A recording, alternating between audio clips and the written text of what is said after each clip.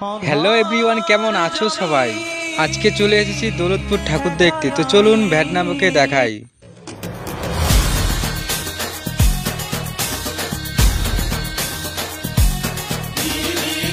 সোজা পৌঁছে গেলাম দক্ষিণপাড়া ভয়েস ক্লাবে। এই বছর এই ক্লাবের সবচাইতে আকর্ষণীয় থিম হিসাবে রয়েছে বিখ্যাত শিল্পী জুবিন স্যারের শ্রদ্ধাঞ্জলি, যে আর আমাদের মাঝে নেই।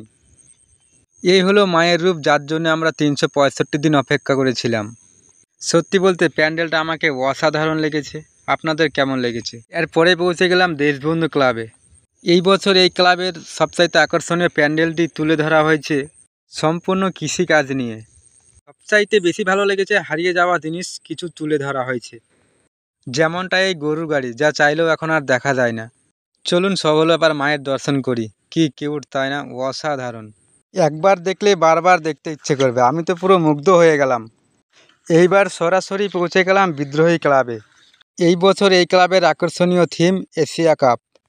মায়ের রূপ যেন নজর কেড়েছে সবার, এতই সুন্দর হয়েছে। এ হলো উত্তরপাড়া ক্লাব, যা তুলে ধরা হয়েছে মেন্টাল হসপিটালে। কিন্তু দুঃখের বিষয়, মেন্টাল সমস্ত সুস্থ হয়ে যে যার বাড়ি চলে গেছে। এবার চললাম যুবশক্তিতে। লাইটিংয়ের গেটটা কিন্তু ওয়াও। কিন্তু দুঃখিত, একটু গাড়ি পার্কিংয়ের সমস্যা ছিল, তাই ভিতরে কিছু দেখাতে পারলাম না। হ্যালো বন্ধুরা, এই জায়গাটা কেউ কি চেনো তাহলে কমেন্টে বলো।